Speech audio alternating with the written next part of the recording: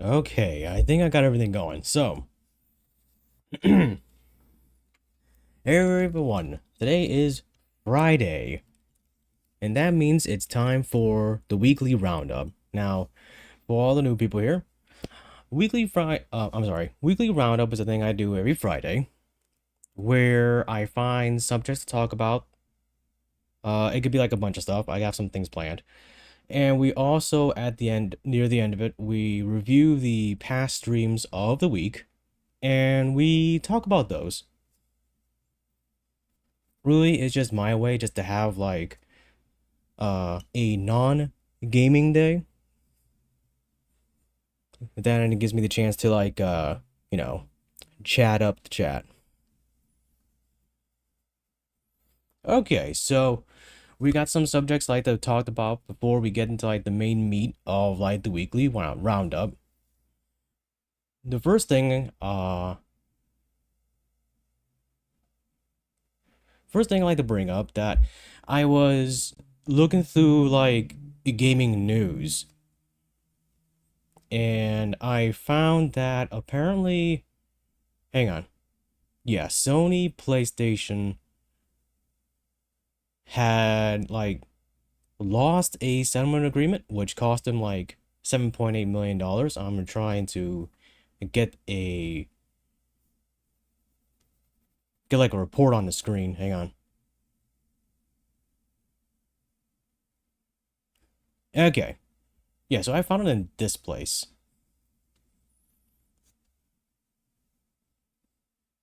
So I guess I'll just read it. Just ignore all the ads. Alright, so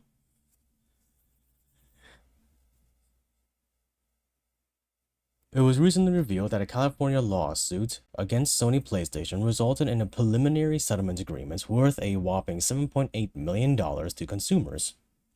And on April 29th, the law firm represented the class action suit announced the settlement and explained how you can get your PlayStation refund.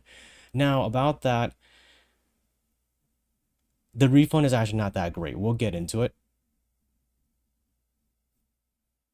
This stems from accusations that Sony had been trying to monopolize the market, quote, quote, by tightly and unfairly controlling the digital store on the PlayStation platform.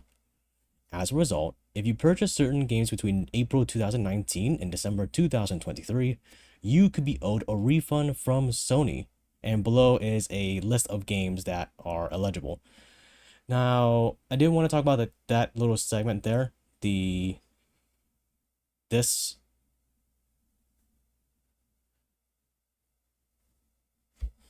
Now, while I do agree that it is kind of unfair that uh, the big markets like to squeeze out like third party stuff, or like, just to get like their own stuff out in the front and then charge you more for it. I feel like this monopolizing thing is kind of like a common practice among like the other companies. It's not just a Sony thing. So I don't know why Sony's getting the heat of it. Maybe there's something I'm missing wrong. Because I have done like at least light research, but I did want to like bring this up, just for the sake of conversation.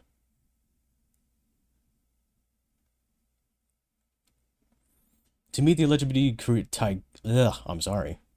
Hey, Green, welcome to the stream. Glad you stopped by.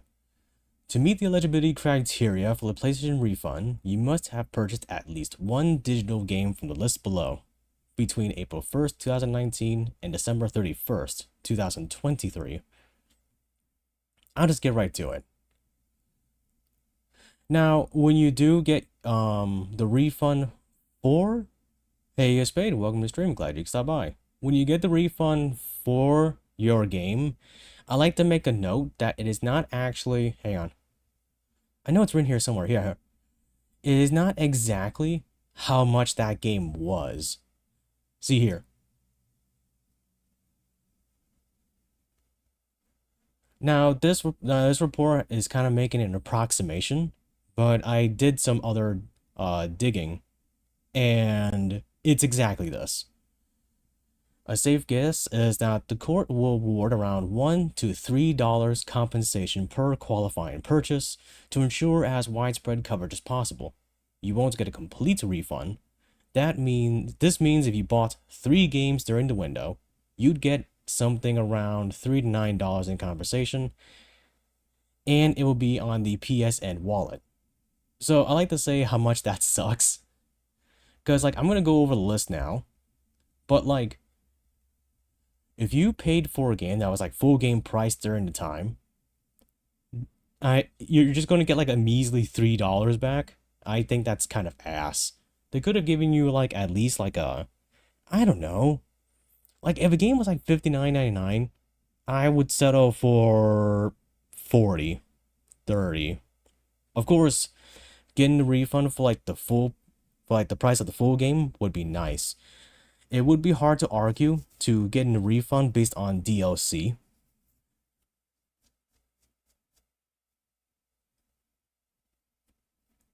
So, the list is, well, these.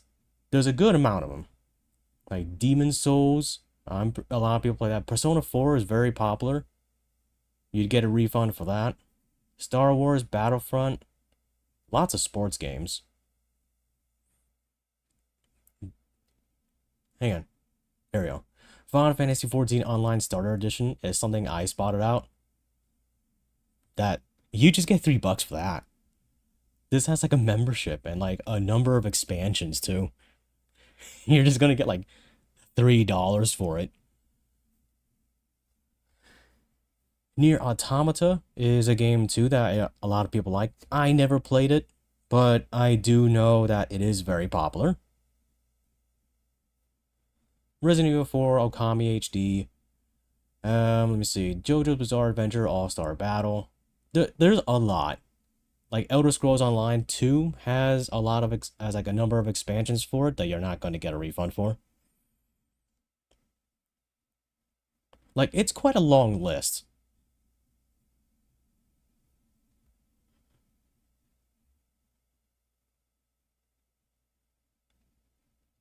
Yeah.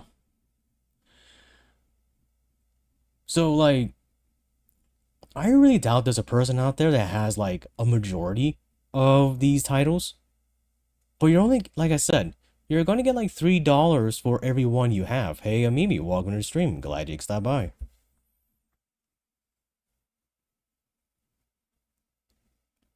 And it just seems crazy to me that they just wouldn't give you like, I don't know.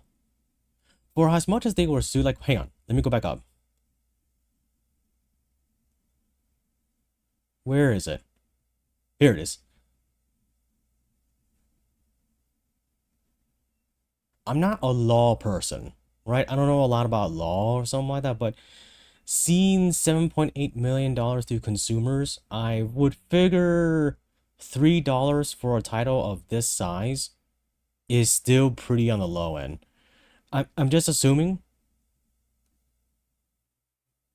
but there's quite a number of games that I think a lot of people would have. Like there's the God of War collection. I think I saw the Sly Yeah, Sly Cooper, Thieves in Time. Yo, that's like PS3, man. Jack and Daxter collection. I don't know, man. It's just weird to me.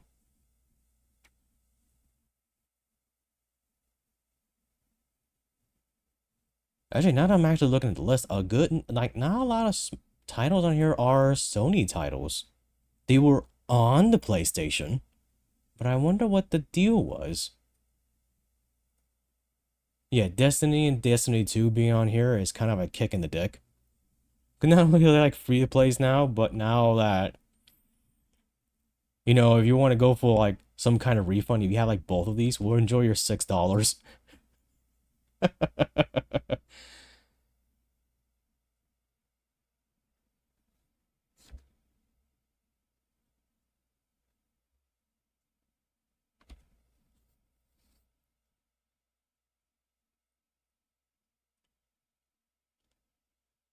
And the year margin is, hang on, I gotta find it again. It's in here somewhere. Yeah, April 1st, 2019 to December 31st, 2023. What is that? 2020, 21, 22. That's a 4-year difference.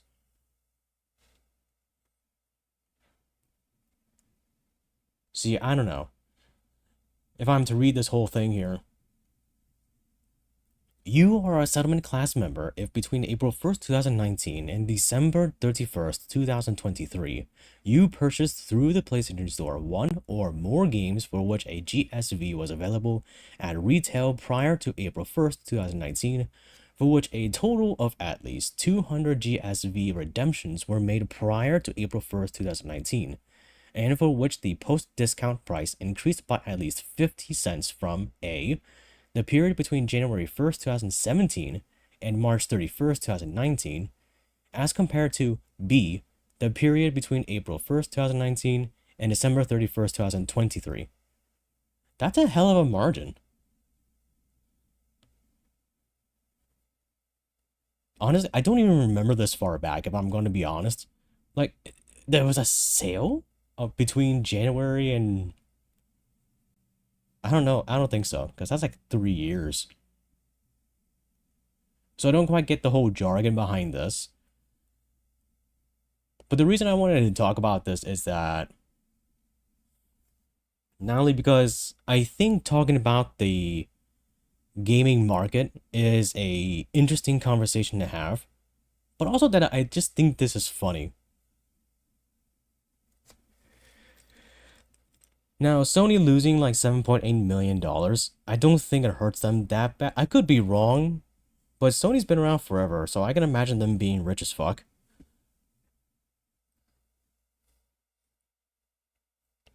But like squeezing out the competition has always been a marketing thing. Um, that's the whole thing about like having like the consoles and exclusive titles and such. That's basically Nintendo in a nutshell. That's basically Nintendo. You're not going to be able to play like a Mario game on a PlayStation or an Xbox or something like that. So it makes not that it makes little sense, it just seems kind of scrutinizing to think that uh Sony PlayStation was involved in something like this.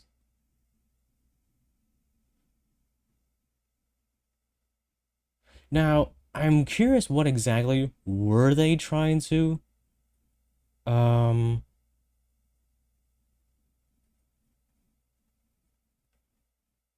push out. Wait, a GSV is a physical voucher or an electronic code purchased from a non-SIE retailer that enables a PlayStation user to download a specific game from the PSN. So like what? If you bought like a digital code from say GameStop, that's what this is about?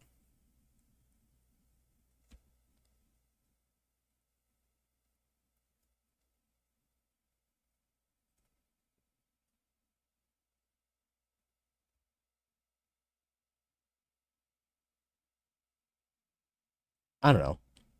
That seems bizarre to me.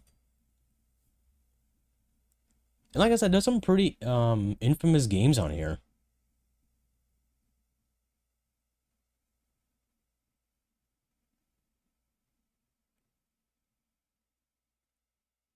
But these are all, most of these are like old now. So why take the action in the first place? Actually, would you take, like, if you were eligible to get these, would you take advantage of this?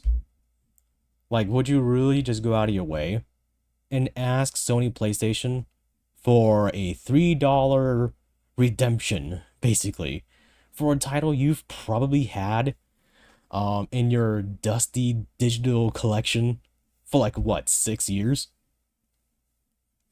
Maybe longer than that? The Fox is not too math savvy, so you gotta forgive him.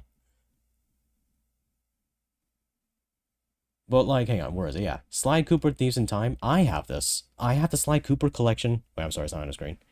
I have the Sly Cooper collection in my PlayStation 3. I'm pretty sure it's been there for like 9 years. I'm not gonna go up to Sony and be like, hey, give me $3 because I bought Sly Cooper Thieves in Time.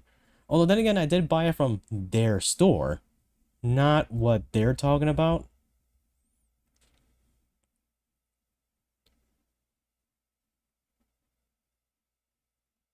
Yeah, I don't get that.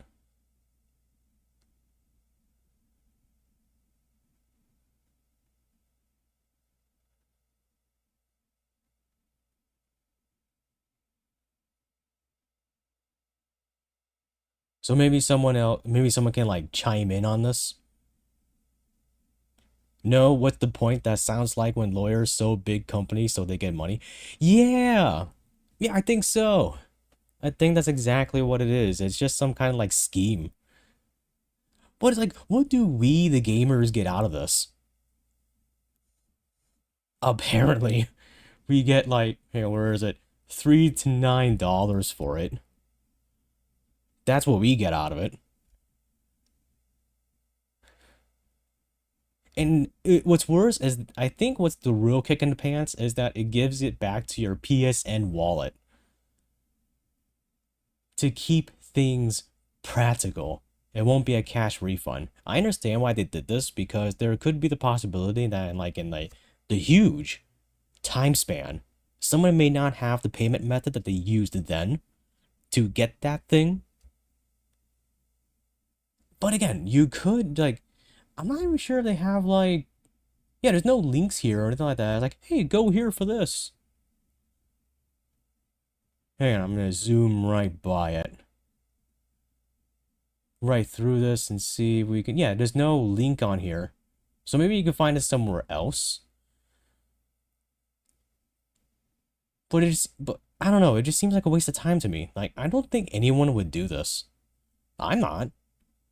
Like, I think I have a few of these. Hang on. Demon Souls, like PS3? Or are we talking like PS5? No, it can't be PS5 because the last thing was like, yeah, 2023. Has it been? Yeah, I think that makes. When did the Demon Souls remake come out? Man, we get Jack Scrollix. The fact that PlayStation is playing around with fans, it's going to screw them over. And it has. Actually, a lot of like these big companies now are just, they're fucking around and they're finding out. Like, I think to go a little off a little here, I think there's a whole thing with Nintendo and their gaming prices that's going on now. And again, it's tied to like the whole exclusivity thing. It's just a practice that we're gonna have to start dropping, and it has been dropping. Everything is sort of just go to like PC eventually.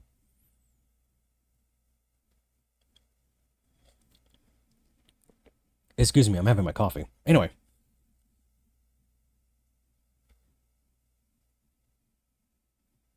what's worse too is that you could have just like, I'm not trying to be mean or anything, but how much mileage did you get out of these?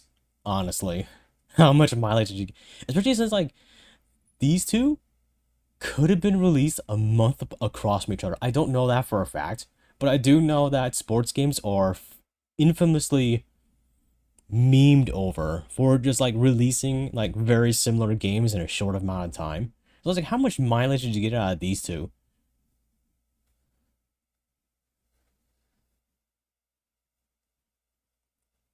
And again, for like games that had like DOC or like JoJo's Bizarre Adventure All Star Battle had like a number of DOC characters, are they going to give you stuff for that? Because no, you couldn't get a code from a non-SIE retailer for buying DOC, but you could have bought PlayStation points. Can I say points? But you know what I mean. So does that count? Or like we have other games like the Final Fantasy XIV Online Starter Edition. And if we're talking like such a grand margin of time, there is a number of like expansions that are easily around like the $30 range. Do those count? Because you could get a code for like the game with the expansion, and it's like new game price. Old new game price, because I'm not saying it's like $69.99 because that's the new thing now. I'm talking about $59.99. You know, back in the good old days.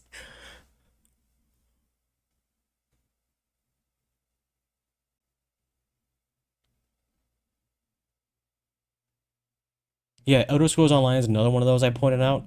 That has a number of expansions too from that period of time. It's just weird. This is just a weird thing to have.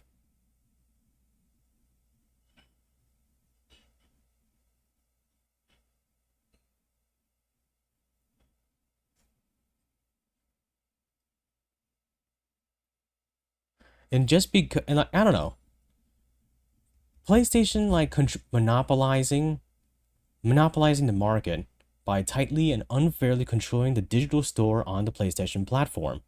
Yeah, that's what companies do. And if the issue was that they were, they lost this lawsuit because like, you can get a GSV from a non-SIE retailer for the difference of at least, like, at least 50 cents from this period compared to this period. It just seems nonsensical to me. This is pointless. And apparently they lost a lot of money for it. $7.8 million. I just don't get why Sony. They should just tackle everyone.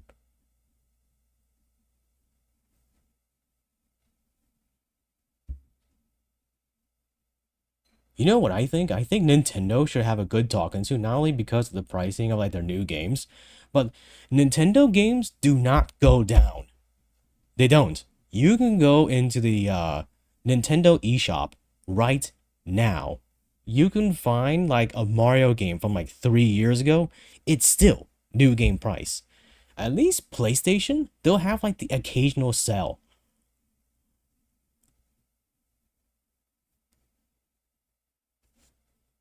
So I don't get that. I'm not gonna comment on Microsoft because I don't play on Microsoft's consoles.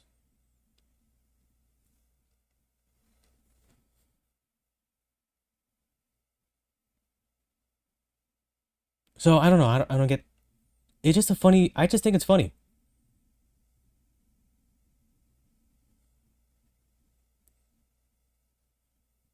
It's just a funny thing just to see. I'd be interested to know. Maybe if people in the future watch this, they can like chime in, and I encourage that. I encourage chiming into any of the discussions I have. Period. But yeah, there just seems like some kind of like they're just fucking with everyone. It's stupid.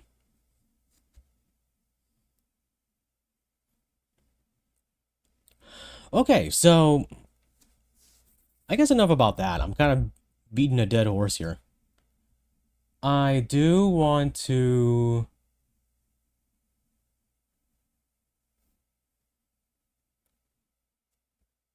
everything Mario, it could be like 30 years old and it still will not go down in price. That's what I'm saying. That's what I'm saying. Never mind, like, having, like, scalpers on, like, say, eBay have, like, say, Super Mario Sunshine for, like, $100. I'm not sure if that's a fact. But then again, but then when you have, like, Nintendo and they have a game from, like you said, 30 years ago, it'll still be new game price. What was the earliest game the Switch released? It was a Mario Kart game, wasn't it? Mario Kart 8. And that has DLC too. And that's most likely still new game price. I should go look. Hang on. You know what? That's what we're gonna do. We're gonna do a little hunting. We're gonna do that right here. We are gonna prove ourselves right.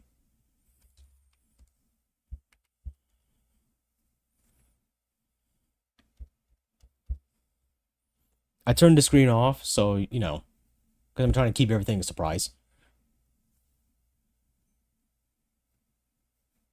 Let me see. Click this. Yeah.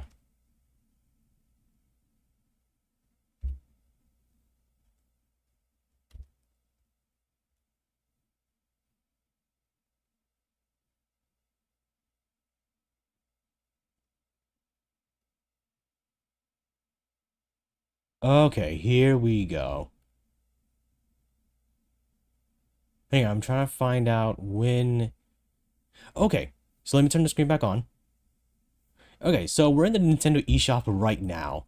You can get Mario Kart 8 Deluxe direct download, right? All the way April 28th, 2017. You see it, it's right there. Guess what? $59.99. That's new game price. Old new game price. But this is my point.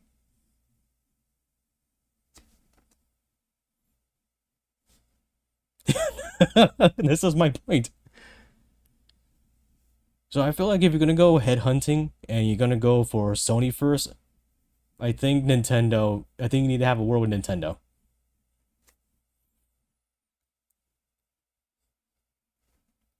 Personal opinion.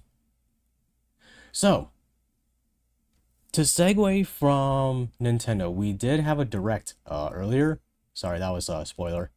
We did have a direct earlier on the 6th, so I'm like 2 days late. And something very cool happened. We have, whoops, sorry about that. Okay, we have a new Star Fox game. It happened. So I think when the last time I was talking about Star Fox here on the channel was like Weekly Roundup 3? I think 5? It was one of the earlier ones, and I was talking about how when Fox McCloud was announced for the Super Mario Galaxy movie, which I still haven't seen yet. I've been listening though. It may not even be worth it. That there was supposed to be like a leak, which I have a funny feeling about leaks in general. I feel like it's a marketing ploy. That's just the way how I feel about it. But there was a leak for like 2 Star Fox games being made. One is like a regular Star Fox game, like Star Fox 1, 2, 64, like that. And then there was supposed to be like an adventures one. This is not the adventures one. This is basically a remake to 64. So we're gonna watch it together. Hello everyone, I'm Shigeru. I am going to skip this. I probably should have done it ahead of time. Okay.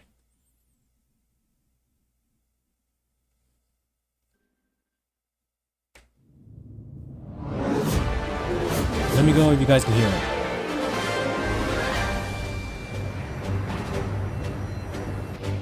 So I guess you consider this segment like Red's live reaction, because I've only seen like up to here.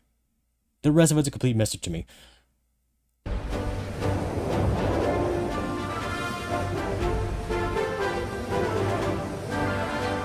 Atmospheric entry complete. Extend the wings.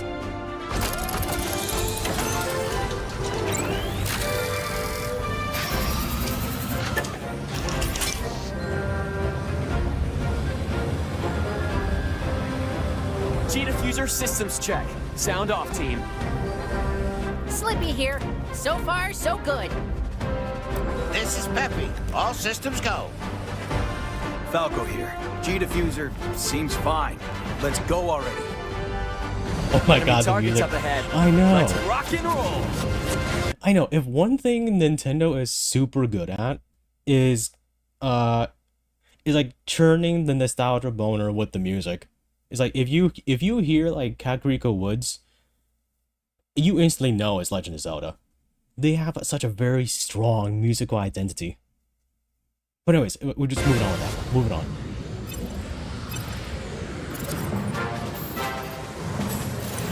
What you're seeing is footage of the game in action. While stage layouts have been kept the same, the visuals have received a major upgrade. No kidding. Slippy, stay in formation. Banter between characters is also back. Now you've done it, Slippy. Bogey on your tail. Cover me while I fine-tune my sensors. Oh, you got him? Thanks, Fox. We need your help, Star Fox. Hey there, General. You seem a little on edge. But as it happens, my team's This available is to Fox deploy McCloud, leader of the Star Fox Mercenary Squad. Prep the R-Wings. We've got a job to do, Star Fox. We're gonna take the system back from Andross. One planet at a time. Falco Lombardi is their ace pilot and Fox's rival. Sounds perfect. There's no way Andross would expect us to launch an assault there. You up for another challenge, Fox? Scans are showing unidentified energy emanating from within Flippy the Toad asteroid is the field. team's engineer extraordinaire. Incredible! Do you realize how rare it is to experience a stable warp channel? Did you see the distortions? That base is the gateway to the wider system, Fox. And Peppy Hare is their strategic mastermind and veteran pilot. Advance into enemy space. Just this. Hit 'em quick and hit 'em hard. The fate of the Lilat system rests squarely on their shoulders. The R-Wing is a high-performance aerospace fighter piloted by Fox and his crew. It's equipped with a laser. I can personally also find fire this kind of charged segment shots. funny. If I can pause for like a split second, I find this kind of segment funny. Like, you put this up on the net, you know that there's like Star Fox fans that are already watching, right? They kind of know what these are. You know, it's kind of, I don't know, it's like, we've been playing in an R-Wing for 30 plus years. So, I don't know, I don't get this. Or launch bombs that cover a wide area. Like, if it's for new players, I understand that, but it's kind of like my same kind of feeling when you have a tutorial in a sequel game, and you've already played, and they don't give you the option of skipping it. Like I was talking about in Sly 3 in that tutorial, it's like, I just got through the first 2 games. I know what I'm doing. It just, yeah. R-Wing can brake, boost,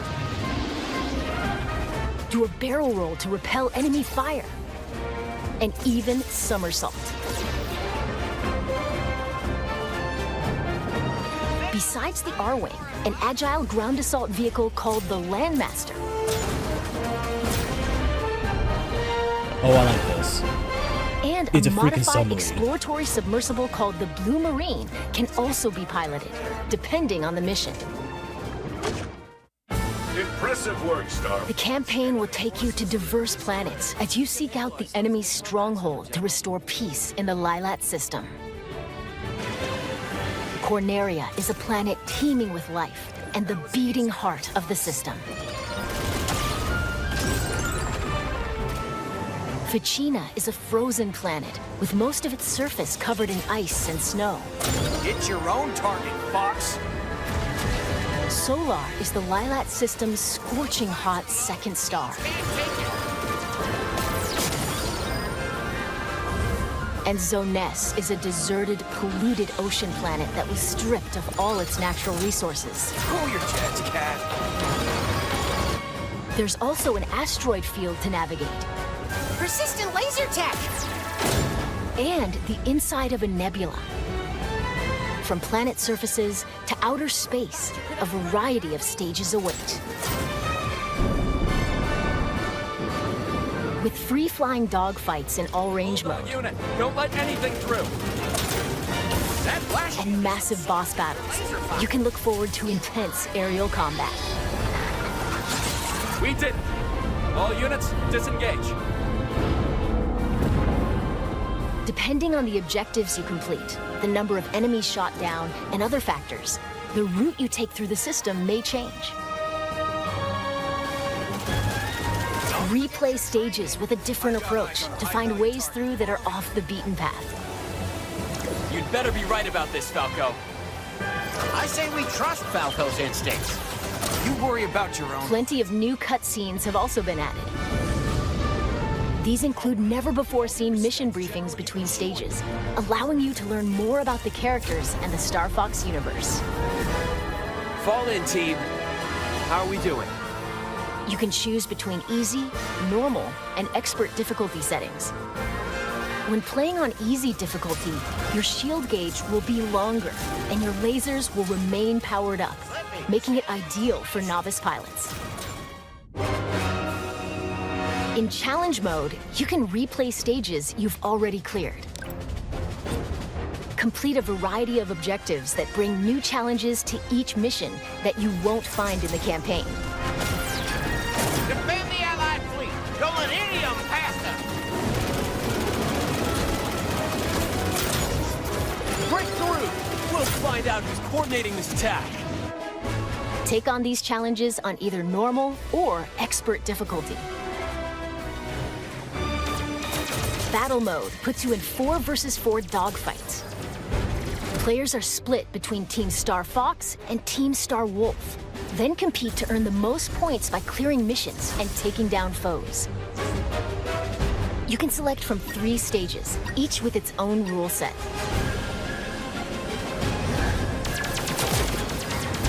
Take out opponents and seize control of the zone around the satellite towers on Corneria.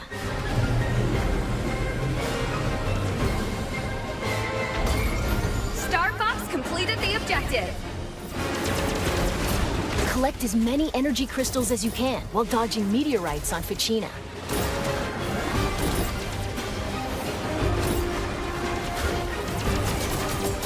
Or retrieve cargo from space pirates and take it to your base in Sector Y. Star Fox completed the objective. You can create private matches with your friends online, or match up with random players from around the world, making for a variety of ways to join team battles. Plus, if one person has the game, up to 4 players can take to the skies locally with Game Share. Whoa, wait. Wait. Is that a regular Switch? Because I figured they were making this for the Switch 2, which are these. But is this the first one? And that's a light. Say what? Okay, wait. We'll just continue. Or online using Game Share via Game Chat. Dude, look how laggy the bottom screens are. Oh my god.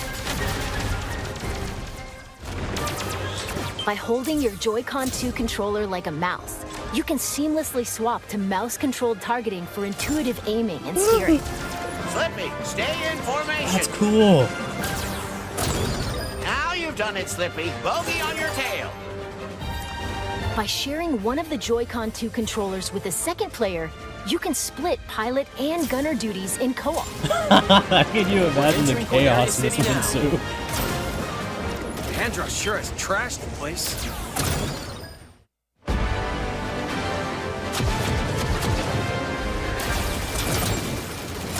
I'll target the lights on the left. You guys go right. It's a trap. Take him down. Don't crawl back under your rock. A swarm of lowly flies. Get ready, team. We're approaching Venom airspace.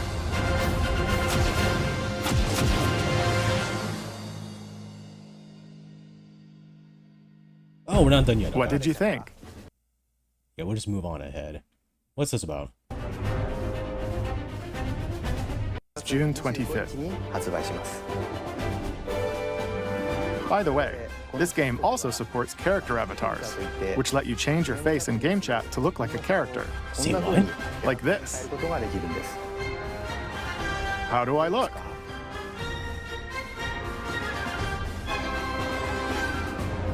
It doesn't just capture your head movement.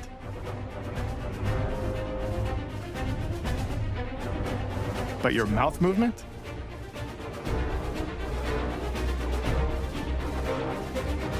Blinks. And your eyebrow movement as well. That's amazing. Really? If you have a compatible USB camera, please give it a try. When using character avatars to look like a Star Fox character, This friends is cool playing as other hell. games can also see your Yeah. new look. This game also supports the Nintendo 64 controller. Of course it does. Those who played the Nintendo 64 version can enjoy controls that feel even closer to the original. Since its debut on the Super Nintendo Entertainment System, the Star Fox series has had a long legacy on Nintendo platforms. All right, so where are we going with this? Along that journey, it set out for adventure. And join the battle in the Super Smash Bros. Series. We're grateful that you've continued to support the series for more than 30 years. If you've never experienced the series before, we hope you'll give Star Fox a try. Finally, we'll finish this presentation by sharing the game's prologue, which depicts a past battle involving James McCloud, father of the protagonist Ooh. Fox. It's got a prequel tied Thank in. you very much.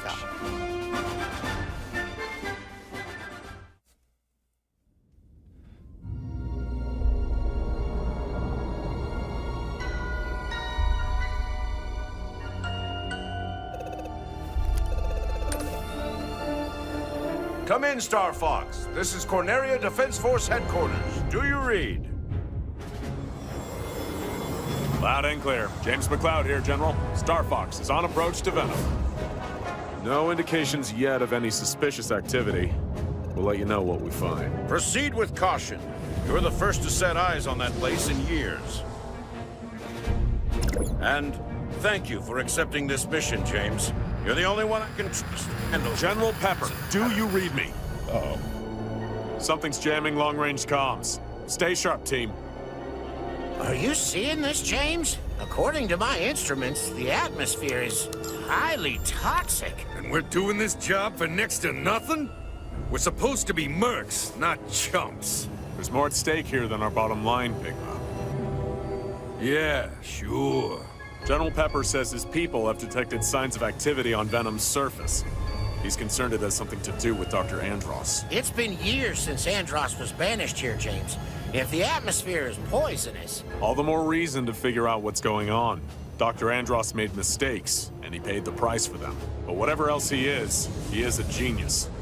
Maybe he found a way to survive. Our leader. Such a bleeding heart.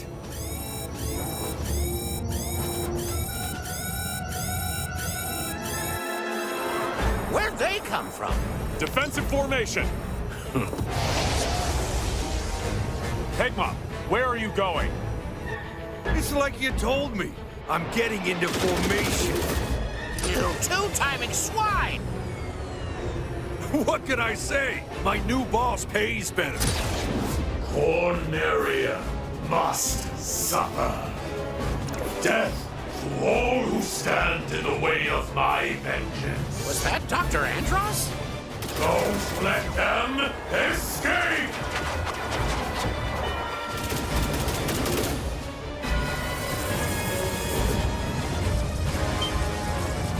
I can't shake him. Hey, Peppy! Catch!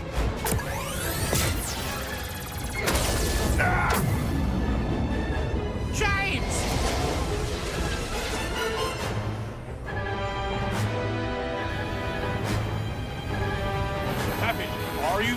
Come in, Peppy. Do you read me? I'm losing altitude. Peppy, you need to get out of here. Warn the General. Not without you, James. That's an order.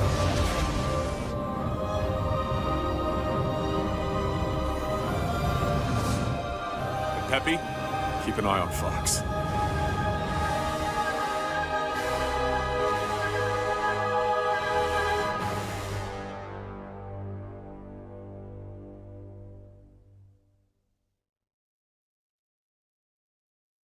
Oh, that's it. Okay.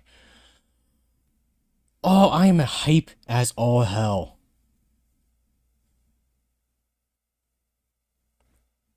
They even gave us like a little prologue. Oh.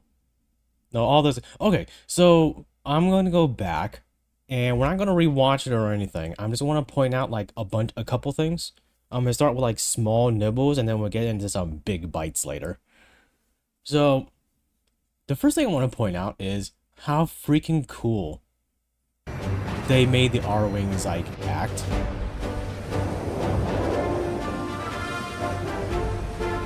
Like the mechanical Atmospheric entry I don't know complete. what to say. Extend the wings. Ingenuity is like it's really cool. Look at this. That slides back, these opens up, moves forward, spins. There's a lot going on with there, and I think that's sick. I do know that there's a number of people out there that probably like, oh, it's it's another Star Fox 64. Why don't we get out of While here? stage layouts have been I kept. could probably mute this now. We don't have to hear it again. I'm like, yeah, that's freaking awesome. Yeah, it's freaking awesome. And I'm kind of with that, I'm like, oh, Star Fox 64 again, because we had the first one, and then we had Star Fox Zero, and now we've got this. But hey, you know what? Star Fox getting some shine. Maybe it's the start of something. And like I said earlier, there was multiple titles in those leaks, so you never know.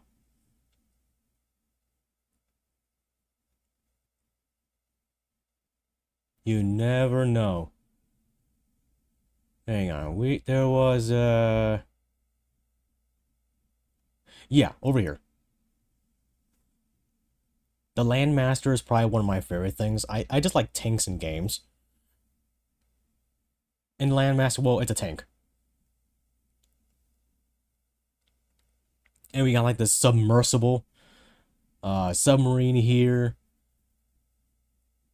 I think that's cool. We're going to have like underwater segments. What I did notice though is, I'm not sure if it's going to be in the full game or not, but comparing it to Zero, and if I have to call back again to my weekly roundup last time when I was showing off like the vehicles, there was the thing that the air wings could transform into. That was in Zero. I wonder if that's going to make a return. And there was like the one that was like a drone. That was supposed to be like a stealth fighter. Like, I really haven't seen those. The boss fights, I think Star Fox boss fights have always been good. Especially when you're on the ship. They're just very fun to do. This is interesting. That you get like two separate mini films that whether or not you do the thing or you don't do the thing. But what confuses me about this specific segment here is this. So, this could be just me overthinking it, but mission accomplished and mission complete are kind of saying the same thing. It's just that if you look at like the one with mission accomplished on it is on the same side of the screen at which the takedown was completed. But mission complete is the one where the takedown had failed. So does that mean that in this specific spot, taking down the big UFO Independence Day laser thing is optional? So which is greater? Does accomplished mean, oh, you completed all the you know, the side quests and missions and stuff for this particular stage. And does complete just mean like you just did like the baseline? Not quite sure what that means specifically. Oh yeah, I noticed when they were talking about the different difficulties, there's like this bottom thing here. Easy mode. Enemies do less damage. Lasers and shields are fully upgraded. Wings can't be broken. Medals and high scores can't be earned. Continues are unlimited. Lasers and shields are fully upgraded. I know you can upgrade lasers during game, but shields? I don't remember that. And then we have... Ah, wait, went too fast.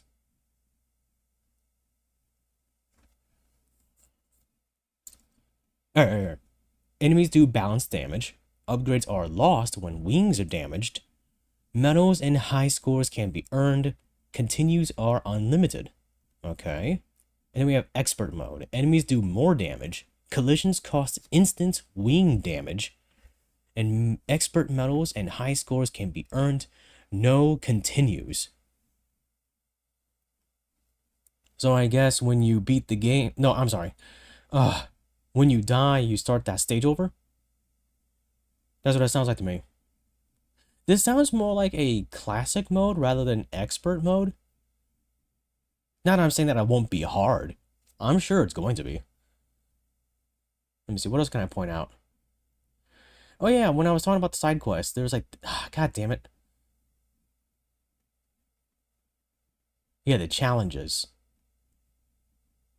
Yeah, it says these are like when you go back to them. So does this relate to the double screens that were earlier where it says, like, accomplished? What console was for? I didn't catch it. Oh, Switch 2. I'm looking at the description. It says Star Fox launching June 25th on Switch 2. But I do want to point out when they were talking about the multiplayer. Where is it? Here, the game share. I don't know what game share is, but this is a Switch 1. This is a Switch Lite. You know, actually, I should look that up really quick. Hang on. Give me a second, guys. Give me a sec.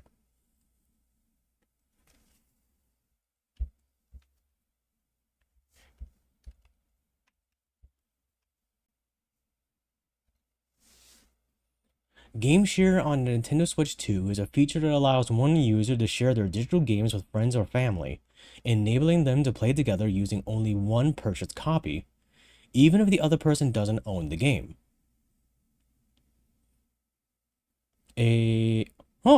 Okay.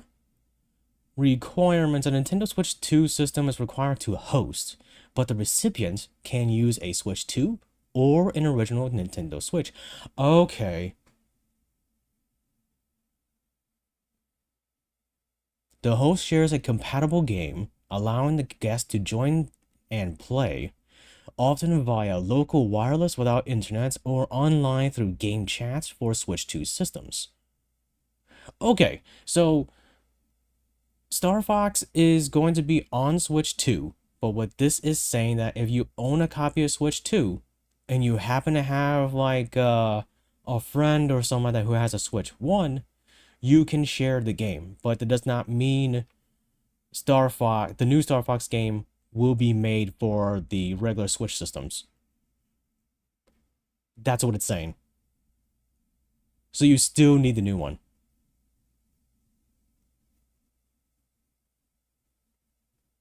That's kind of interesting, actually. I wonder why do that, because if you could play the game on the original Switches, why not make the game for that?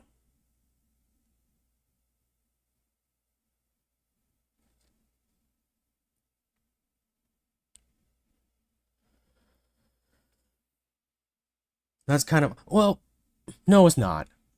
Considering my earlier conversation, no. That seems like a very Nintendo move.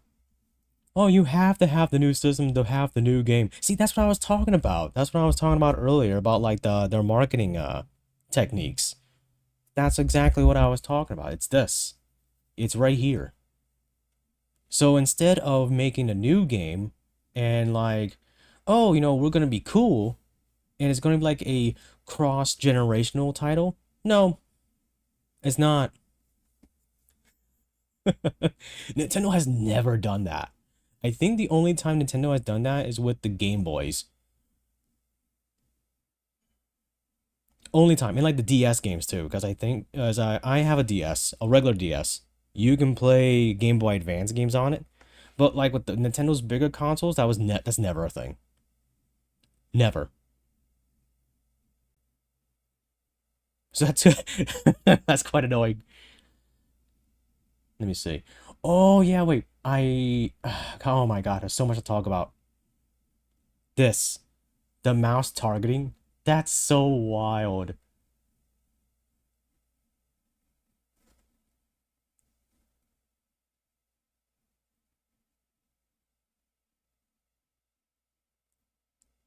That's so cool. Hang on, I'm so curious. Oh my god, the co-op is gonna be that's gonna be fun. That's gonna be fun and funny for people to see. So you're gonna have one person playing as the pilot, so they get to move the R-wing around. But there's another person that gets to shoot stuff. I can imagine scenarios where, like, theorize with me here.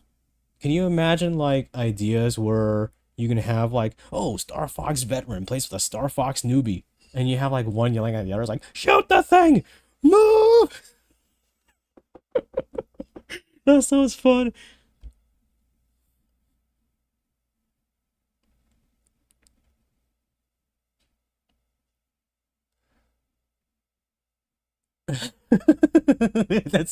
That's so dumb. This is a fun thing to add. Can you play multiplayer with this? That's a question I want to know. Can you like start a multiplayer lobby? Can you do this with a friend? Like, can you like have the whole lobby and everyone is playing like in this way? So you have like 16 people playing at a time.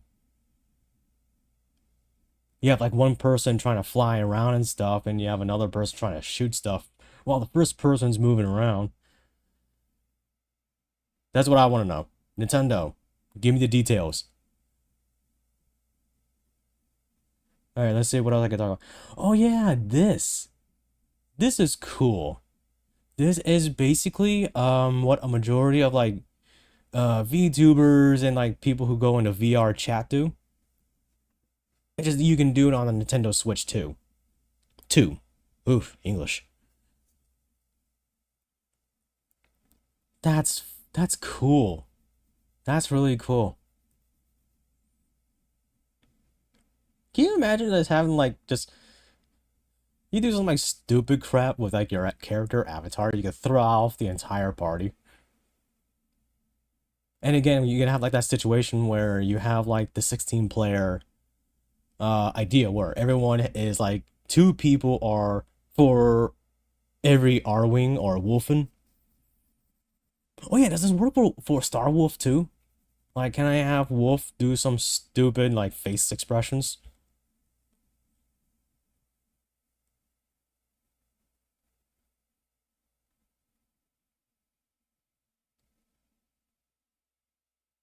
The prologue is cool, but I mean, okay. I don't know. We know something bad happened to James. It is nice they want to give it like, I don't know, give some clarity to it. It's like, oh, this is what happened to James. But I mean, like, we kind of already knew I don't know. I have a funny opinion about that. So, I guess to go into a big bite here, I do want to talk about the character models. So, okay, so I'm going to go with what I think about them first, and then I'm going to move on to how their reception. So first things first, I am the kind that prefers more realistic anthropomorphic characters. I do know that the whole Kimono Mimi, Saturday Night Cartoon, Looney Tune look is more popular, but for me, even though I look like personally, you know, like a cartoon character as it is, but I tried to be more realistic. It's just the level of skill I have for artists, for being, you know, doing drawing. But that's not important. What's important is that I like the way they look. Actually, I'm going to go so far as to say I prefer this. Like, talking about Fox and Falco, like, if I can find a snippet with Falco really quick. Here's Fox. One thing, okay, no. One thing at a time. One thing at a time.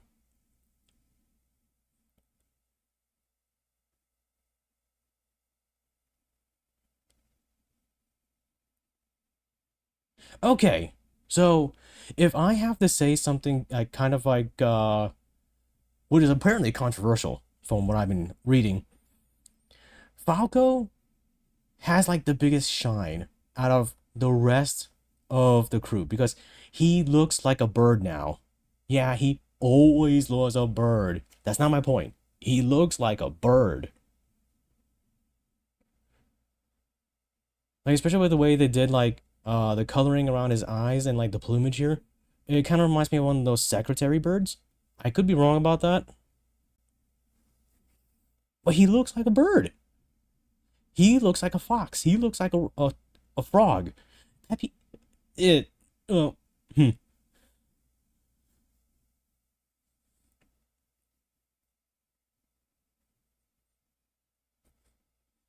what? Yeah, let's talk about Peppy for a second. Now, while I did say I do like how they went with a more realistic approach, have you ever seen a rabbit with a double chin? And I'm not talking about the Big Chungus meme either. Look, they were still very faithful to the designs. They were still very faithful to the designs, such as they brought them into a new light. And I think this is better. If I have, and they also changed a few things. Like if I go back to this shot, wait. Here, okay. So I have some pictures to do some comparison, right? Mainly with Fox. But I do want to point out that they also changed the character's anatomy. Now, if you look at Fox and you go down right here, you can see that he isn't plantigrade anymore. Now, plantigrade, it means that those are the legs that belong to a creature like humans, where the knee bends, is it forward? But you know, they have like the feet that they plant directly onto the ground, and that's how you traverse the earth we all share. This, with the double knees,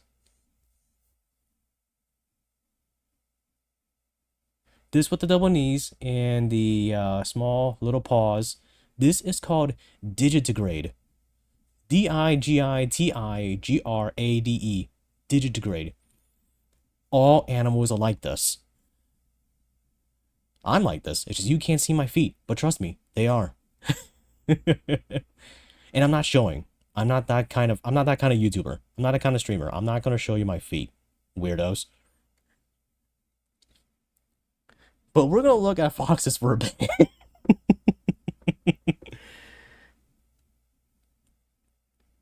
So I find this the most interesting. And also, if we go, I think, no, not here.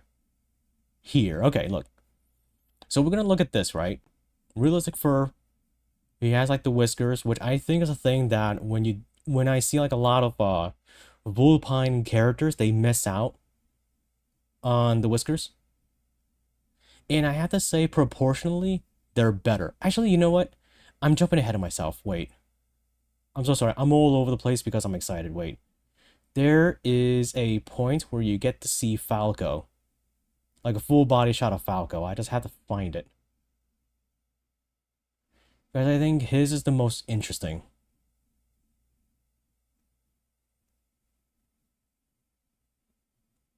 Yeah, I was doing the campaign segments.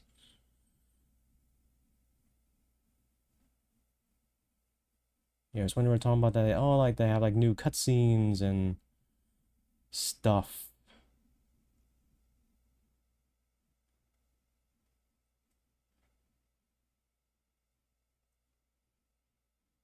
Here, check it. He's got drumsticks.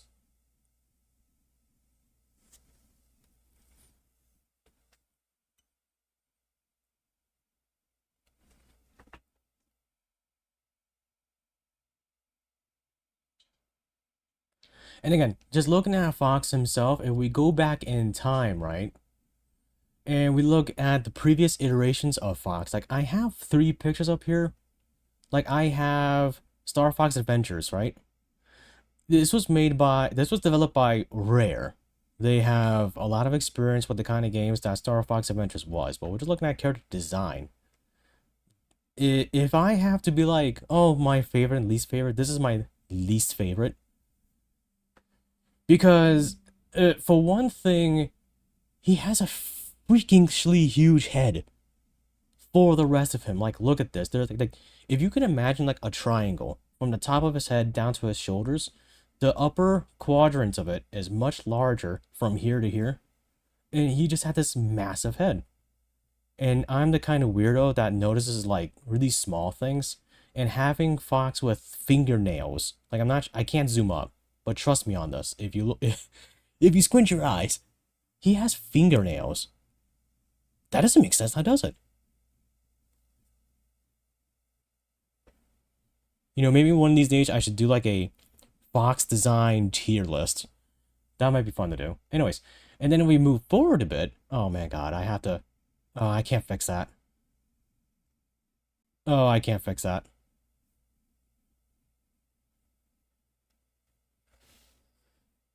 Hang on, streamer powers go. Okay. So this is Fox McCloud in Smash Brothers Ultimate, which is a design shared in the other Smash Brothers game that is inspired by his original design. He didn't change much. And it's the same thing. It has the very Kimono Mimi, huge head. And that's about it. He doesn't have fingernails this time, but no claws. And if you notice, the legs themselves are also plantigrade. And if we move to apparently everyone's favorite version lately is the version of Fox from the Super Mario Galaxy movie. And as you see, he's very much the same. And I think they gave him more of a Pixar-y, DreamWorks-y kind of look, where it's stepping away from the Japanese-esque kind of design for Andros. We kind of went in this direction, which people have seemed to have liked, and if I argue is a tad more realistic for like a Fox design, but again, not that much because it's like this kind of style, you know, it's cartoony. But then we go to this, and from, hang on, I gotta figure out how to close that. Okay, I'm not doing that, that's dangerous. Stream magic go. Okay, so if I have to say, and then we go into this, and apparently it's a matter of contention among fans right now. I didn't really look into it because I think these kind of things are kind of stupid. Like, yeah, you can complain about design, but the only, I don't know. Like, people are comparing this to like when the first Sonic the Hedgehog movie was being conceptualized and everyone hated how they designed Sonic in the trailers. And then when they changed it to a more classical look, which is better. I didn't see the movies, but I have seen enough like little clips and commercials to be like, no, yeah, they did make the right decision here. I don't think they should change this. it's better. And I feel like it's just keeping people in a way where it's like they're just comfortable with a certain look of things. And I understand that. But this is not that drastic. If anything, this is like that HDR meme that was going around like years ago, or we have like the meme of when they were talking about how, quote, great DLSS 5 was, unquote. This is it. It's just this to me is actually better. I prefer this.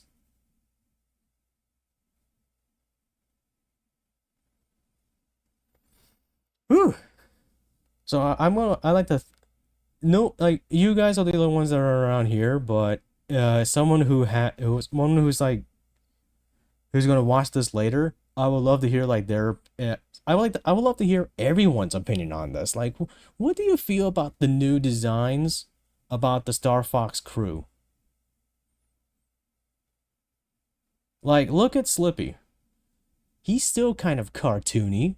Doesn't that make people happy, or does no one care about Slippy? Let's be honest here.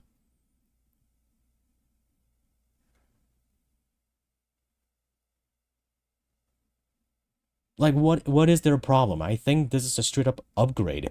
If anything, if you want to talk about Slippy a bit, I'll talk about Slippy a bit. He looks like he's from an Oddworld game. People who are going to be watching this later and be like, what the hell is Oddworld? Dude, you ain't a gamer.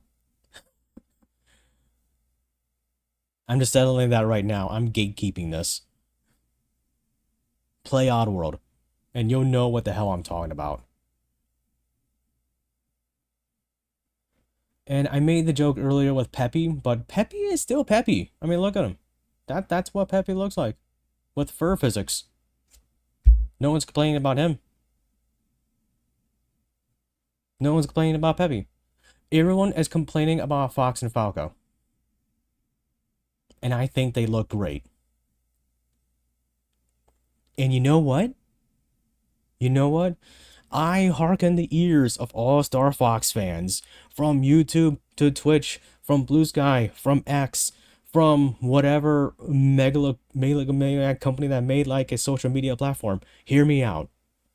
I dare Nintendo to design Crystal this way. Do it. If people are mad now because like the way Fox looks here, could you imagine if they did like the adventure one that the leaks were talking about, and Crystal has these kind of physics, has this kind of look? Do it. I freaking dare you. Actually, if I may say, there is a clip somewhere around here for Cat, who was a character in 64. Oh my god, it's gonna take me forever to find it. I think it was around this segment of the video. Superstar Fox, yeah. Yeah, Fox is getting the spotlight now. Hell yeah.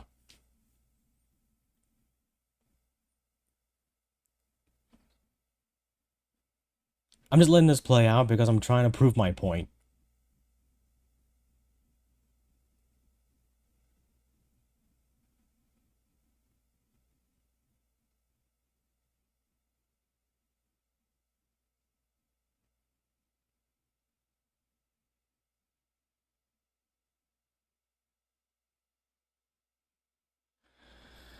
Oh, I'm trying to prove a point here, and I don't know exactly where that spot was. Ugh. No, this is like with the multiplayer thing. Was it earlier? Was it here?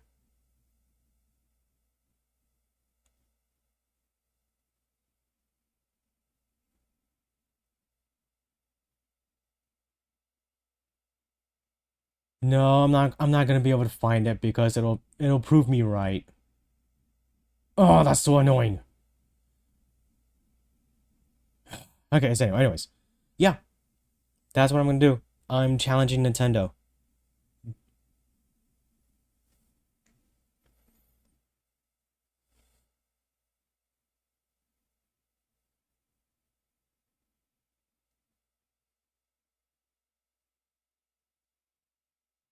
it would be funny to see the fan fallout.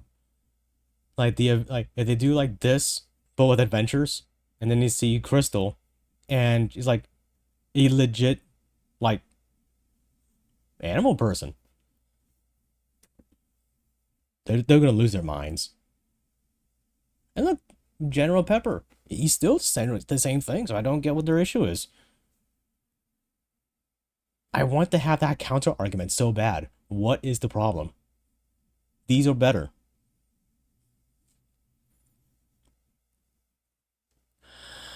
Whew, okay, so I guess we're done talking about Star Fox. So now we're gonna go into the, I guess you can call it the main event of the weekly roundup. We are going, you know what? I'm gonna give my my goodbyes here with the silly faces. We are going to talk about and review the previous streams of the week, like we always do on Fridays on every weekly roundup. So let's get to it.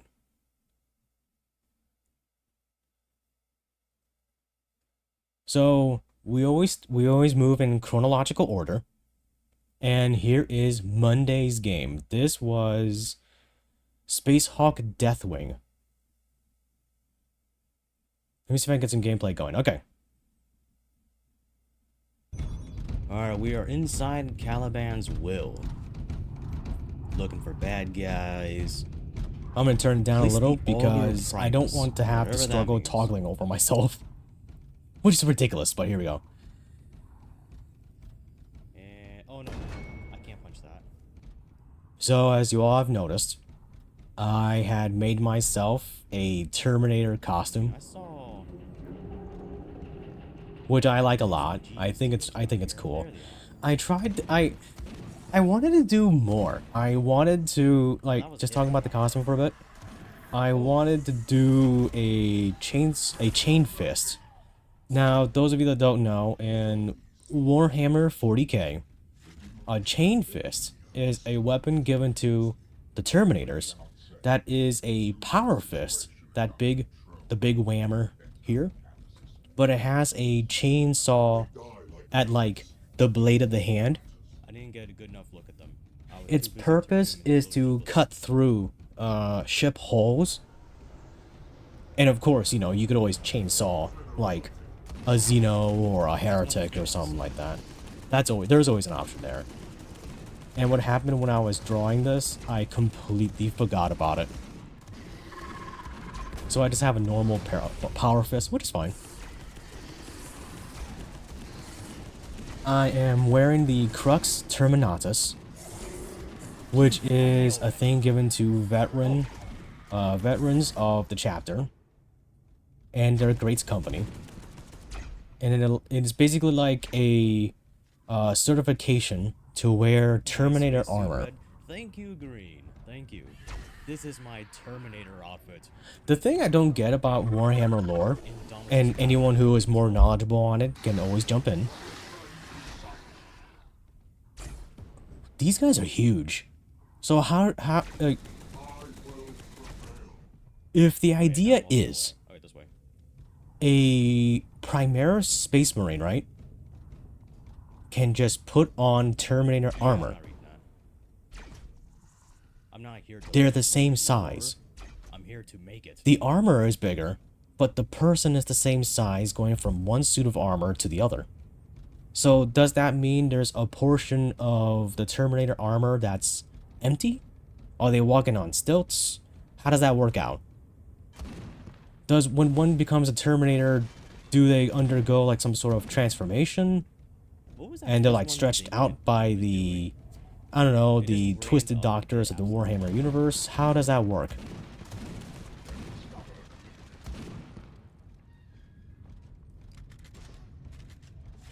Because these guys are massive.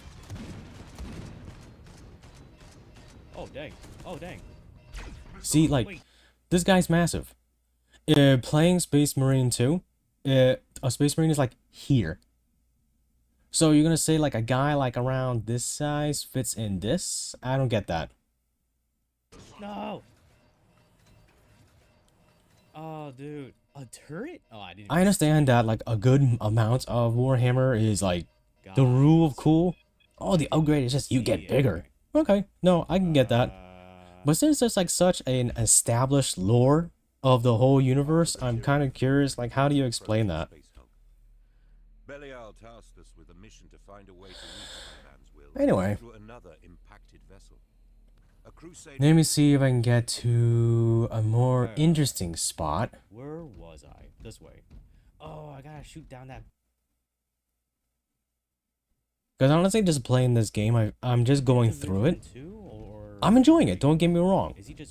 I'm enjoying playing the game. This game is fun, and apparently it has a multiplayer in it too, where you can do like other missions. You can like play with like buddies.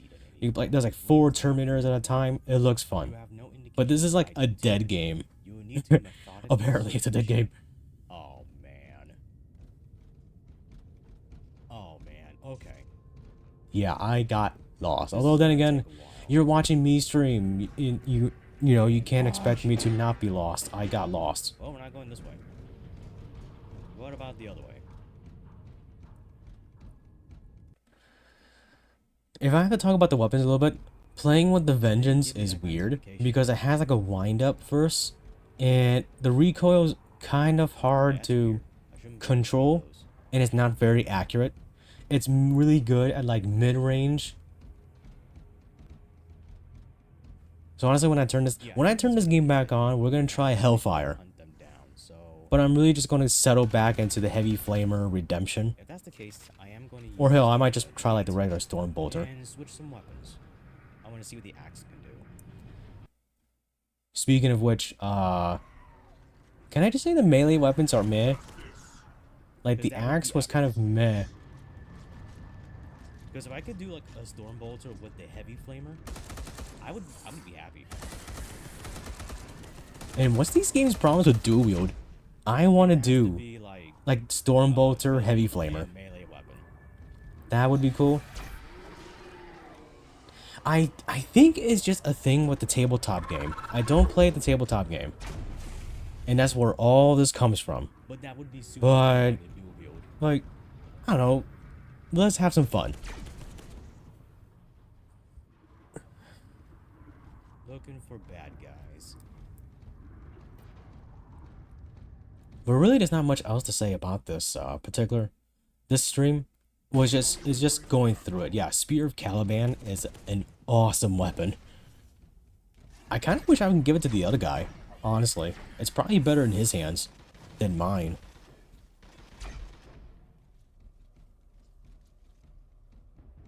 Oh yeah, this part sucked. Ooh, that was crazy.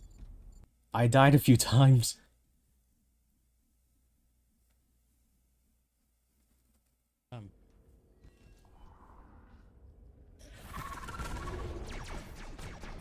It was cool going through it though. It's like your last stand. You know, you're standing there, the enemy's coming at you. You're like, "Wah! Get to the chopper!" I should have taken the Heavy Flamer. I probably could have done it in one go with the Heavy Flamer. But when I switched over to Vengeance, that's when I cleared it. Because I think Vengeance like hits multiple enemies.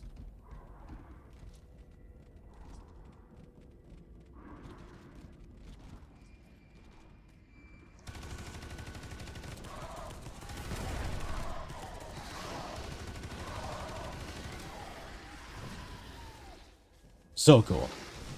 Yeah, some of you were like talking about like, can I do 2 guns? I wish I could.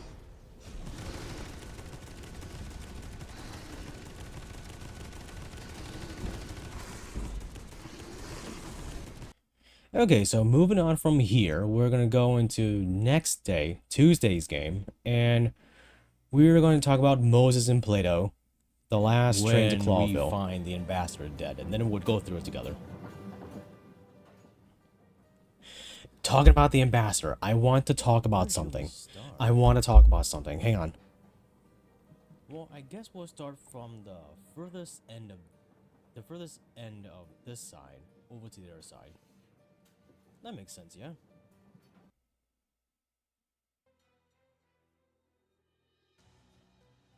Alright, so let's look around. I want to talk about the ambassador a little. Alright, so right here. So, I mentioned in another stream that I found how he was found weird. Like, his tongue was hanging out, there was virtually no signs of struggle. And if you remember, I could probably pull it up for proof. I said, I think he was drugged. And then they killed him.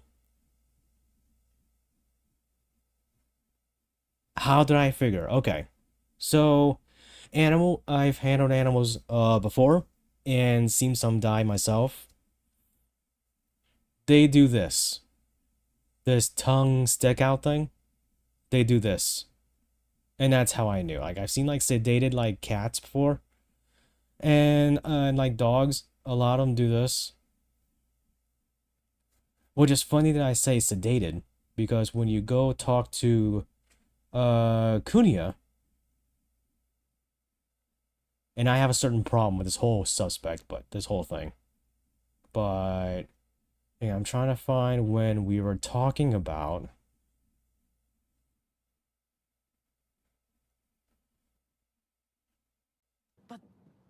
How do you? How do I know? Come, madam. Mr. Lupus had his eye on you from the first moment.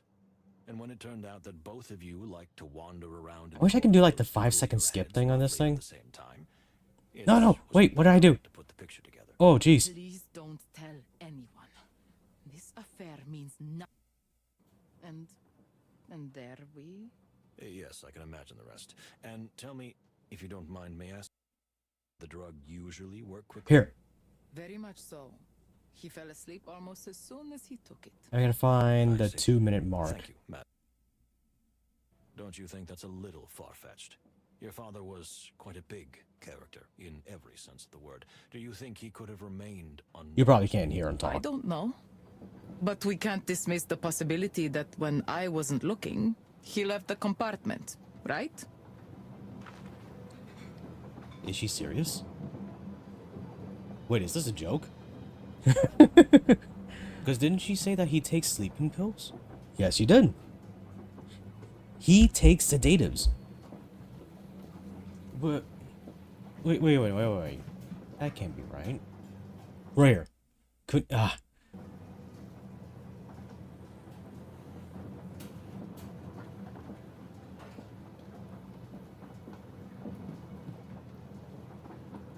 I'm waiting for myself to get to the point. It's gotta be about the sleeping pills. Of course he didn't move. He was freaking asleep. Kunia says her father took sleeping pills before the murder happened, because apparently he had trouble sleeping, he's very paranoid, and he needed some powerful drug to knock him out. This is basically just me having an aha moment, because I just wanted to share it with the world. Aha, I was right. We still don't know who killed him. We're working on that. I have ideas. Actually, about her, I was thinking about, like, I'm really mad. I'm mad about this. I'm really mad about this. I thought I was spot on. I thought I got everything right, because when I got something wrong with Fonny, when we were playing the demo, right?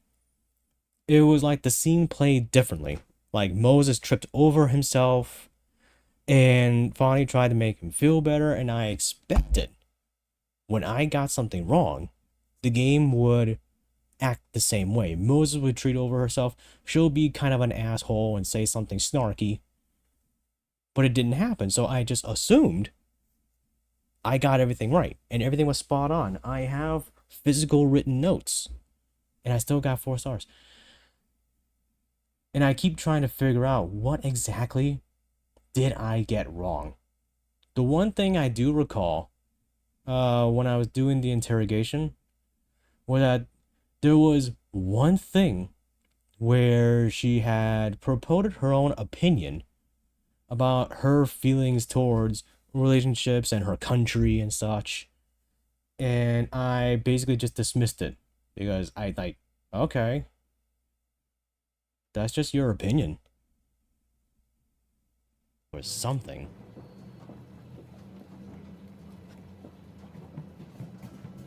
But does she know that? Is the question. Yeah, see? I don't know. If I pick this, what can I do? Hang on. Either she was still lying. Oh, yeah, look. Because I probably should have... Ambassador Ignan hinted that Hong Kong should find something for him on the train. The guests leaving, old pocket watch, sleeping difficulty. I'm going to go with this, but I really don't think... I don't know, maybe? We heard that your father was obsessed with No, finding no, it some wasn't here. valuable object on the train. There was one... yes. I hate So you going mean- through the search bar thing. It is such a pain in the ass. Oh, shit. I just learned I can do this.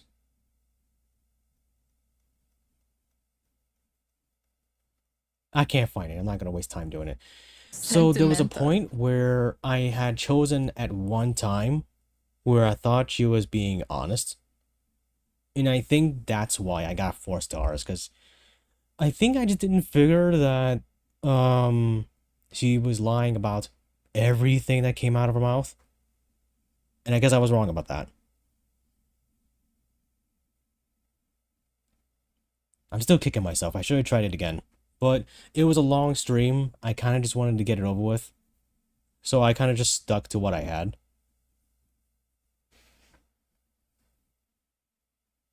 Okay, so next day. What was the next day? Sly 3. Odds. And, well, you know, I'm always up for some sabotage. I like this mission. Now the roster is kept secret from the pilots. It's a little weird because I still have the issue of maneuvering with Sly himself, because I'm hitting the circle button. See? You're kidding. Like, I'm telling you, I push the circle button. I mash the circle button, and he just doesn't grab onto things sometimes. That's why I double jump, because somehow him double jumping makes it work better. I don't know why, it just does. I hate these rings.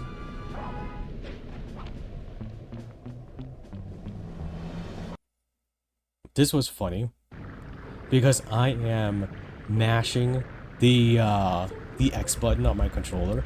Like, I have it set down on my desk and I'm like, you know? Look at him go. Go, Murray, go! I don't think I can go behind it. The whole point to this whole mission is like rigging the dogfights so it'll be easier for you to complete. The Guru got like, what, 2 missions max? Maybe it was just the 1? I think it was just the 1. That's very exciting.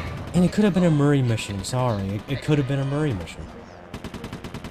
As you know, we just got done watching Star Fox. And hey, look, it's a fox. Me, hi. And those guys crashed into each other. Doing a airborne dogfight. Of course I'm good at this.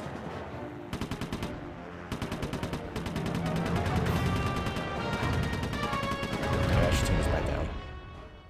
So I'm not talking over the game. Nice little. Oh, squares break. Gotcha. I think this is like the only time you get to do this. It's been a while since I played Sly 3 last, and I can't recall if there's multiple segments of going to airborne dogfights.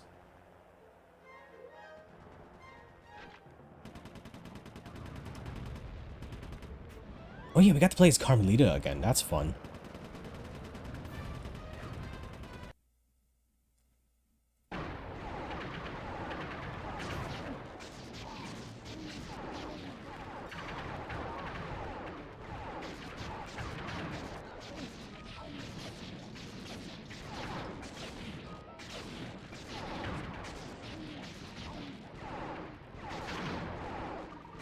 Untouchable. Look at this. The strafing is insane. Well, I got hit there. Never mind.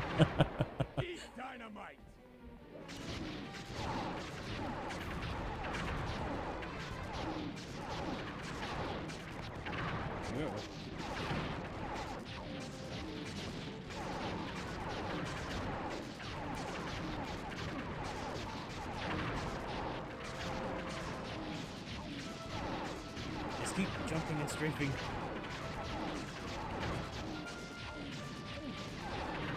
Okay, maybe I can kick him. Can't kick him. Oh, yeah, you can kick him. Yeah, we kicked him. Hell yeah. This mission was fine. I feel like there were like certain parts of it where I don't know, I could have done without.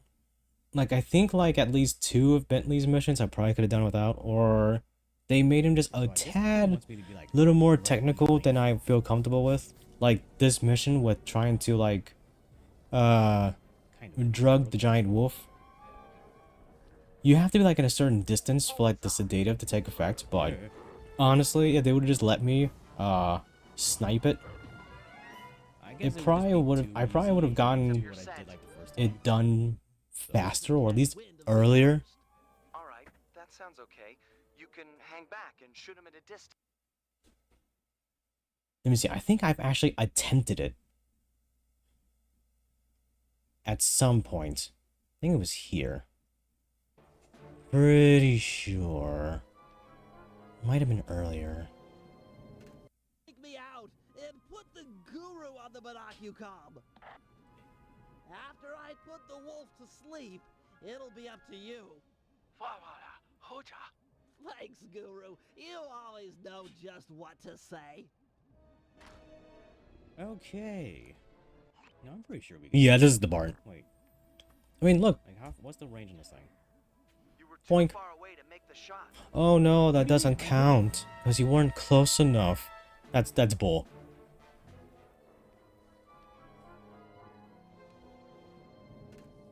Yeah, I could have done without Bentley's missions, really. And I couldn't done without I could have done without the guru as well. Yeah, he has like 2 parts. He has like the one where he had to ram the people into like the back of the truck, and one where he hitches a ride on the wolf, like it's a warg and he's marching into battle or something like that.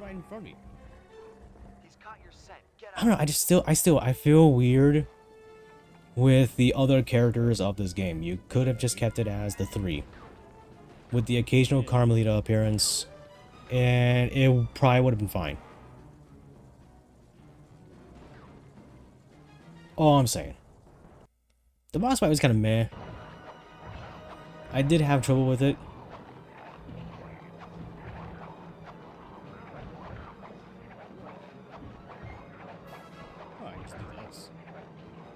So, I don't know. There's not much to talk about this one.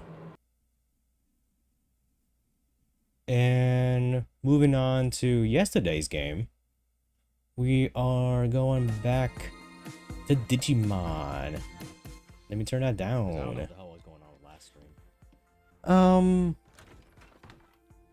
First things first, I am enjoying playing the game and going into it with like the thing of like just trying like just sit there and relax and just let things move on their own time. I'm learning to enjoy the game just a tad more.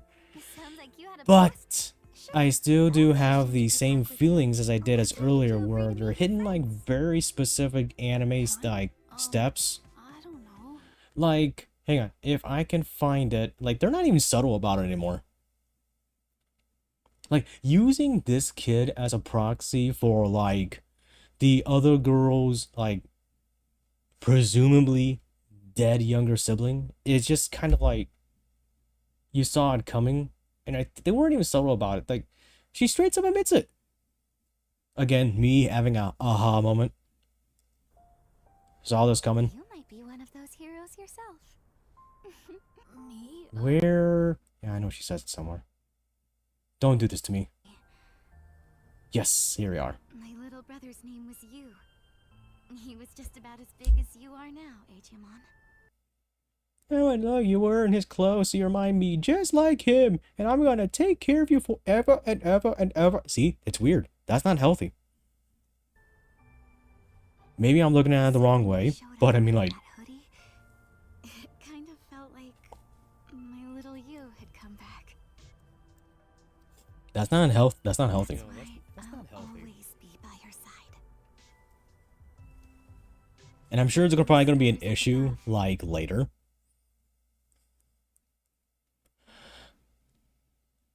And can I just say one thing? Leave the character's drip alone. That's what I'm gonna say. I'm gonna be like, leave the drip alone. Every time we talk to this girl, they're like, oh, you're dressed weird. But you're surprisingly not a bad person considering how much of a weirdo you're dressed like. What is that supposed to mean? Okay, thanks. I've calmed down a little. Did she not look around? You're a good person, Agent. And stop knocking on the hoodie. This is primo style, my friend. Much appreciated. Everyone! Look at this. Bam, bam, bam, bam. Just screams merch. That's right. Do I cast the beams of style into your eyes? Channeling my inner Dimitri here. I understand that the game story just assumes you're wearing the default outfit, which I do think looks a bit aviator-ish, which is kind of weird, or like Cyborg 009. Like, I do get that, but I mean, that just seems kind of like kind of a weird step to have in dialogue. Like, the whole thing is like, yo, you're dressed like a weirdo, but you're doing good things. But you know, the people's main takeaway is that, hey, you kind of dress like a weirdo. I don't know, odd if you ask me.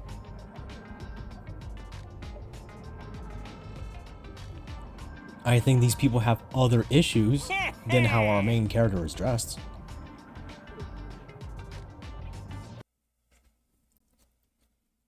Weak point. And now, take this! My turn! This boss fight took much longer. Oh wait, I should turn it back down, sorry. This boss fight took way longer than I was hoping it to. I mean, like, I'm fighting him at 52 minutes 49 seconds. And I think the battle ended like an hour 5 minutes and 7 seconds. So yeah, that lasted a while. I feel like this is gonna be like a thing with boss fights up until I can get to a point where I can start grinding out levels and Digivolutions, which again, I am going to say I'm going to go down the natural line of Digivolutions with my Digimon on stream. Outside of stream, when I'm grinding for levels. Because no one wants to see that. I don't want to see that. You don't want to see that. No one wants to see that. It'll take forever. I'm going to mix and I'm going to like jump around the Digivolution line so I can get new skills or like get the number of the stats so I can go up.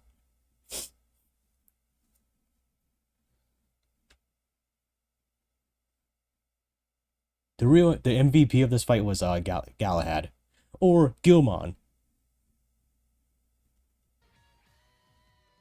because I'm one of those people that nicknamed their Pokemon and Digimon, and I had nicknamed Gilmon and Galahad, like the Arthurian Knight. It's because he had like character reversal, which is a skill that, if you can imagine like a rock, paper, scissors kind of triangle relationship, character reversal spins that around. So if you can imagine where instead of rock beats scissors, scissors beats rock.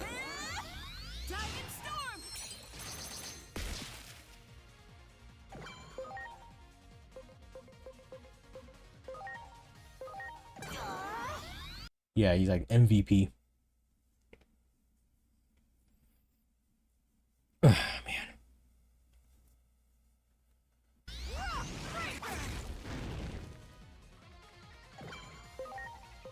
The t-shirt mission was kind of... It was interesting having like the contrast between this boss fight and the boss fight on the side quest. Because I think the one we did on the side quest was just tons easier. What is that supposed to mean? It's mostly a vibe, so it's hard to explain. It was tons easier to do.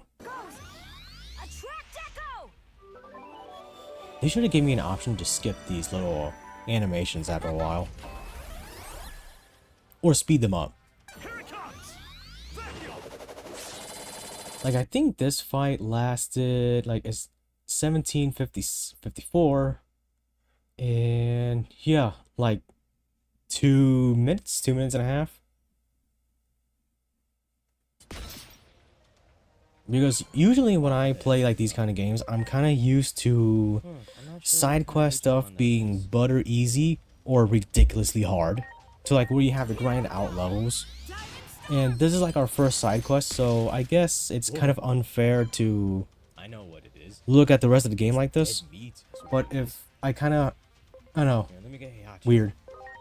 It was just having the contrast. Like this thing took like 2 minutes. The boss fight over here took like 20 minutes to do.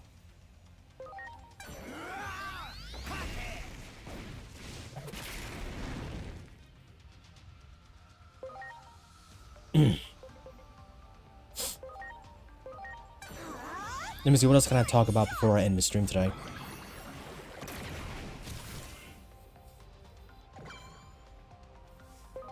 Does it do anything else?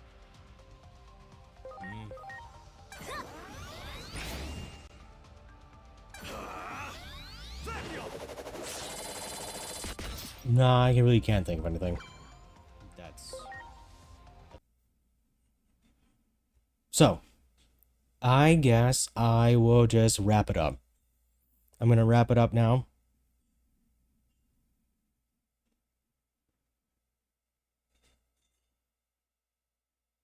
So, yeah, that was all I had to talk about today. Again, I really like doing these weekly roundups. It's my favorite time of the week. I get to just sit here, chat away about like my favorite things or things I found interesting, and just going over the previous week. Talking about the PlayStation lawsuit was fun. Watching Star Fox with everyone was awesome. Yeah. So, I guess here's my send-off. Hey, I'm Red, the Gray Fox. I stream here on YouTube and Twitch, Monday to Friday, 8 p.m. Eastern Daylight Time, until November, and then it becomes Eastern Standard Time. I don't know why that is. It's ridiculous. Just let me say 8 p.m. But it's always going to be 8 p.m. It's just I have to give a time zone because not everyone lives on the same time zone.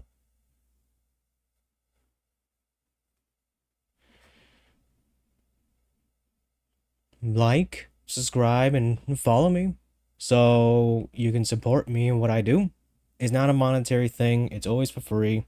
I don't have like a tip button or a super chat or anything like that. I just like having people just here to hang out and talk to. Strike the notification bell on both sites so you'll get notifications when I start new streams, upload a new video, or a new short. Those of you on Twitch who watch my stuff, you're free to clip segments of the stream as it's going on. It helps me with exposure. And I will see everyone on Monday when, again, we return to our usual schedule of Space Hulk Deathwing on Monday, Moses and Plato Last Train to Clawville on Tuesday, Sly 3 Honor Among Thieves on Wednesday, Digimon Story Time Stranger on Thursday, and then followed up by the weekly roundup every Friday. Whew. Thank you all so much for watching. Those that came by, stuck around, participated in the chat, stuck around and lurked, stuck their head in, dipped their toes into the water, decided it was too hot, and left. I hope you all have a good night, or a good morning, wherever you are.